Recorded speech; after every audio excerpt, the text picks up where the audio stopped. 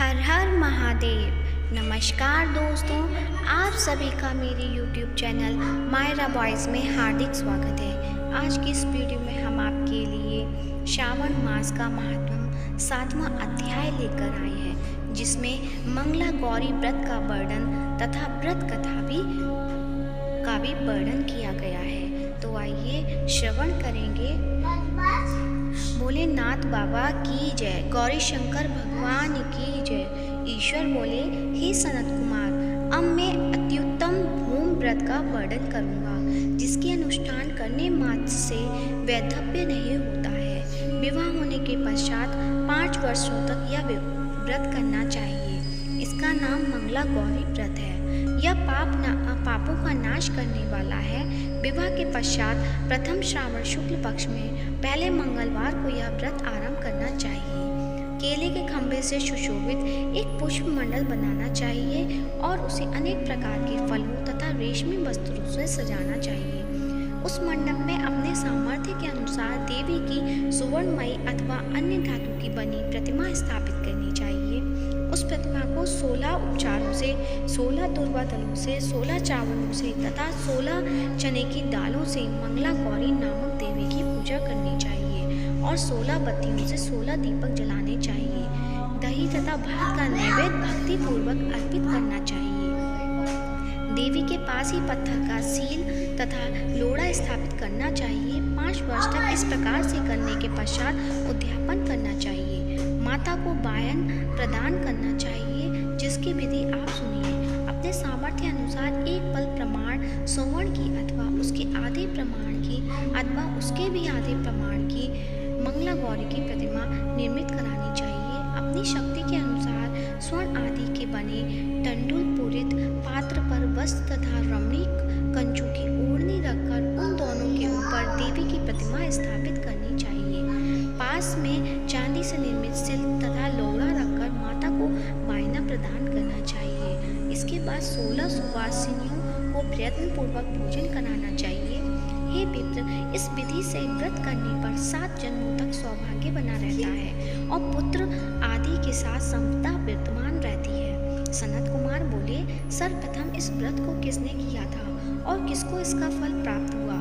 हे शंभु, जिस तरह से मुझे इसके प्रति निष्ठा हो जाए, कृपया करके वैसे ही बताइए।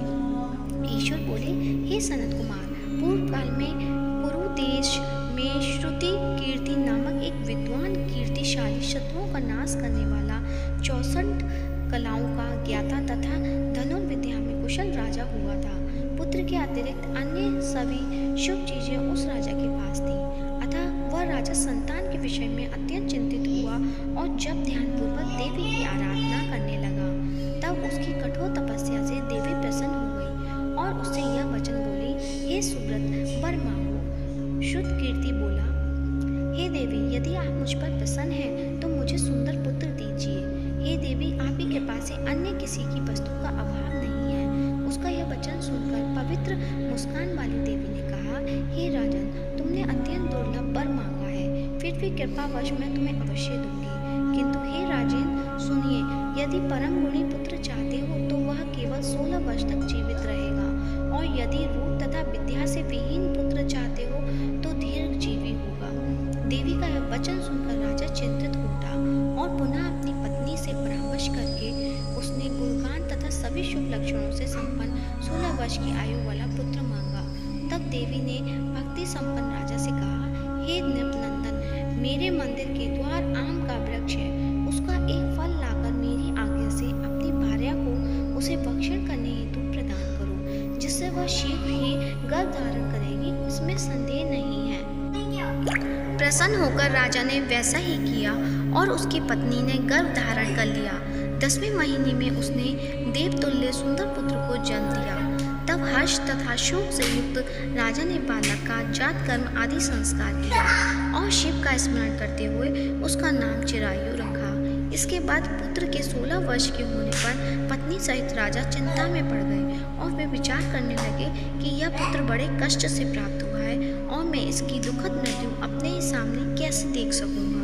ऐसा विचार करके राजा ने पुत्र को उसके मामा के साथ काशी भेज दिया। प्रस्थान ने समय राजा की पत्नी ने अपने भाई से कहा कि कार्तिक का वेश धारण करके आप मेरे पुत्र को काशी ले जाइए। मैंने भगवान मृत्युंजय से पूर्व में पुत्र के लिए प्रार्थना की थी और कहा था कि हे विश्वेश, आप जगतपति की यात्रा के लिए मैं उस पुत्र को अवश्य भेजूंगी। अतः आप मेरे पुत्र को आज ही ले जाइए और सावधानी पूर्वक इसकी रक्षा कीजिएगा। अपनी बहन की यह बात सुनकर भांजे के साथ वह चल पड़ा। कई दिन तक चलते चलते वह आनंद नामक नगर में पहुंचा। वह सभी प्रकार की समृद्धियों से संपन्न वीरसेन नामक वाला राजा रहता था। उस राजा की एक सुवर्ण लक्षण संपन्न युवावस्था प्राप्त मनोहर तथा रूप लावण्य महागौरी नामक कन्या थी। सभी उपमानों को तुच्छ करके सौंदर्य अभिवृद्धि को प्राप्त वह कन्या किसी समय सखियों के साथ नगर के ऊपर में क्रीड़ा करने के लिए गई हुई थी। उसी समय वह चिरायु तथा उसका मामा दोनों भी वहां पहुंच गए और उन कन्याओं को देखकर की लालसा से वहीं विश्राम करने लगे। इसी बीच विनोद पूर्वक क्रीड़ा करते हुए उन कन्याओं में से किसी एक ने कुपित होकर राजकुमारी को रांडा या कुवचन कह दिया। तब उस अशुभ वचन को सुनकर राजकुमार ने कहा, तुम अनुचित बात क्यों बोल रही हो? मेरे कुल में तो इस प्रकार की कोई नहीं है। मंगला गौरी की कृपा से तथा उनके व्रत के प्रभाव से विवाह के समय जिसके सर पर मेरे हाथ से अक्षत पड़ेंगे, हे सखी, वह यदि अल्प आयु वाला होगा तो भी चिरंजीवी हो जाएगा। इसके बाद वह सभी कन्याएं अपने अपने घर चली गई। उसी दिन राजकुमारी का विवाह था। भाई देव के दंडधर्मा नामक राजा के सुकेतु नाम वाले पुत्र के साथ उसका विवाह निश्चित किया गया था। वह सुकेतु विद्याहीन, कुरूप तथा बहरा था। तब सुकेतु के साथ आए उन लोगों ने विचार किया कि इस समय कोई दूसरा श्रेष्ठ वर ले जाना चाहिए और विवाह संपन्न हो जाने के बाद वह सुकेतु पहुंच जाए। उन लोगों ने चिरायु के मामा के पास जाकर याचना की कि आप इस बालक को हमें दे दीजिए, जिससे हमारा कार्य सिद्ध हो जाए। इस पृथ्वी पर परोपकार के समान दूसरा कोई धर्म नहीं है। उसकी बात सुनकर चिरायु का मामा मन ही मन बहुत प्रसन्न हुआ, क्योंकि इससे ऊपर में पहले ही कन्या मंगला गौरी की बात सुन ली थी। फिर भी उसने एक बार कहा कि आप लोग इसलिए किस लिए मांग रहे हैं? कार्य की सिद्धि हेतु वस्त्र अलंकार आदि मांगे जाते हैं, वर तो कहीं भी नहीं मांगा जाता। तथापि आप लोगों का सम्मान रखने के लिए मैं इसे दे रहा हूँ। इसके बाद चिरायु को वहां ले जाकर उन लोगों ने विवाह संपन्न कराया। सप्तपदी आदि के हो जाने पर रात्रि में शिव पार्वती की प्रतिमा के समक्ष उस चिरायु ने हास्योक्त होकर मंगला गौरी के साथ शयन किया। उसी दिन चिरायु के 16 वर्ष पूर्ण हो चुके थे और अर्धरात्रि में साक्षात काल सर्परूप में वहां आ गया। इसी बीच संयोगवश राजकुमारी जाग गई। उसने उस महासर्प को वहां देखा और वो भय से व्याकुल होकर कांपने लगी। तभी उस कन्या ने धैर्य धारण कर 16 उपचारों से सर्प की पूजा की और पीने के लिए उसे दूध दिया। उसने दीनता भरी बाणी में उस सर्प की प्रार्थना की तथा स्तुति की। मंगला गौरी प्रार्थना करने लगी कि मैं उत्तम व्रत को करूंगी जिससे मेरे पति जीवित रहें। ये जिस तरह से चिरकाल तक जीवित रहे, आप वैसा कीजिए। इतने में सर्प वहां स्थित एक कमंडलू में प्रवेश कर गया और उस मंगला गौरी ने अपनी कंचुकी से उस कमंडलू का मुंह बांध दिया। इसी बीच उसका पति अंगड़ाई लेकर जाग गया और अपनी पत्नी से बोला, हे प्रिय, मुझे भूख लगी है। तो वह अपनी माता के पास जाकर खीर, लड्डू आदि ले आई और उसके द्वारा दिए भोज्य पदार्थ को उसने प्रसन्न मन होकर खाया। भोजन के पश्चात हाथ धोते समय उसने हाथ से अंगूठी गिर पड़ी। तांबुल खाकर वह पुनः सो गया। इसके बाद मंगला गौरी कमंडलू को फेंकने के लिए जाने लगी। विधि की कैसी गति है कि उस कमंडलू में से बाहर की ओर जगमग करती हुई हार कांति को देखकर वह आश्चर्यचकित हो गई। घट में स्थित उस हार को उसने अपने कंठ में धारण कर लिया। इसके बाद कुछ रात शेष रहते चिरायु का मामा आकर उसे ले गया। इसके बाद वर पक्ष के लोग सुकेतु को वहां ले आए। उसे देख मंगला गौरी ने कहा कि यह मेरा पति नहीं है। तब उन सभी ने उससे कहा, हे शुभे, तुम यह क्या बोल रही हो? यहाँ तुम्हारा कोई परिचायक हो तो उसे हम लोगों को बताओ। मंगला गौरी बोली, जिसने रात्रि में 9 रत्नों से बनी अंगूठी दी है, उसकी अंगूठी में से डालकर अंगुली में डालकर परिचायक निशानी देख ले। मेरे पति ने रात्रि में मुझे जो हार दिया था उसके रत्नों का समुदाय कैसा है, इस बात को यह बताए। यह तो कोई अन्य ही है। इसके अतिरिक्त रात्रि में आम सींचते समय उसका पैर कुमकुम से लिप्त हो गया था।